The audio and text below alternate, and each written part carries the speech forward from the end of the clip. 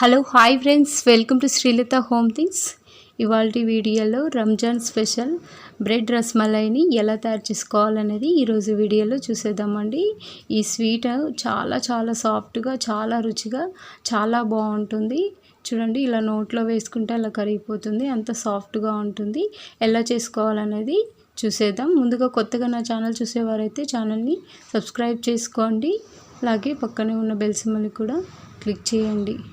చూడండి, ముందుగా బ్రెడ్ని తీసుకొని నెక్స్ట్ ఇలా ఒక్కొక్కటి ఏదైనా కట్టర్తోనైనా ఇలా గ్లాస్తోనైనా ఇలా రౌండ్ షేప్లో ఉండే దాంతో ఈ విధంగా ఇలా కట్ చేసుకోవాలి.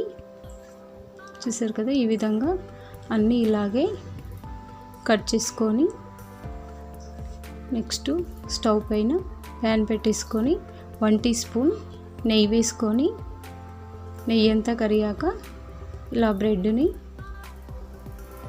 ఇలా ఒక్కొక్కటి వేసుకొని రెండు వైపులా తిప్పుకుంటూ లైట్ గోల్డెన్ కలర్ వచ్చే వరకు గ్యాస్ని సిమ్లోనే పెట్టుకొని ఫ్రై చేసుకోవాలి. ఇలా మధ్యలో కొద్దిగా నెయ్యిని వేసుకుంటూ మంచి ఇలా లైట్ గోల్డెన్ కలర్ వచ్చే వరకు ఈ విధంగా ఫ్రై చేసుకొని నెక్స్ట్ ఒక ప్లేట్లోకి అన్నీ ఈ విధంగా రెడీ చేసుకొని మళ్ళీ స్టవ్ పైన ప్యాన్ పెట్టుకొని, చూసారు కదా, 1/2 లీటర్ వరకు పాలు తీసుకొని పాలు చిక్కగా అయ్యే వరకు ఈ విధంగా కలుపుతూ మరిగించుకోవాలి. చూసారు కదా, ఈ విధంగా పూర్తిగా మరిగిపోయాక ఒక 1/2 కప్పు వరకు షుగర్ వేసుకొని షుగర్ అంతా కరిగే వరకు ఇలా కలుపుకొని నెక్స్ట్ కొద్దిగా ఎల్లో ఫుడ్ కలర్ వేసుకొని మళ్ళీ ఒకసారి ఇలా కలిపేసుకొని సన్నగా కట్ చేసుకున్న బాదం అలాగే సన్నగా కట్ చేసుకున్న పిస్తా వేసుకొని ఇలా కలిపేసుకొని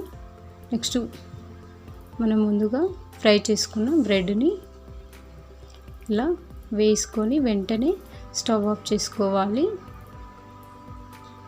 ఇలా అన్ని బ్రెడ్స్ వేసుకొని స్టవ్ ఆఫ్ చేసుకొని నెక్స్ట్ ఇలా మెల్లగా ఒక ప్లేట్లోకి తీసుకుంటే ఎంతో టేస్టీ అయిన బ్రెడ్ రసమలై రెడీ అయిపోయింది. ఈ స్వీట్ చాలా చాలా రుచిగా చాలా బాగుంటుందండి. మీరు కూడా ట్రై చేయండి. నా రెసిపీ కనుక మీకు నచ్చినట్లయితే లైక్ కొట్టండి, షేర్ చేయండి, కామెంట్ చేయండి, ఛానల్ని సబ్స్క్రైబ్ చేసుకోండి.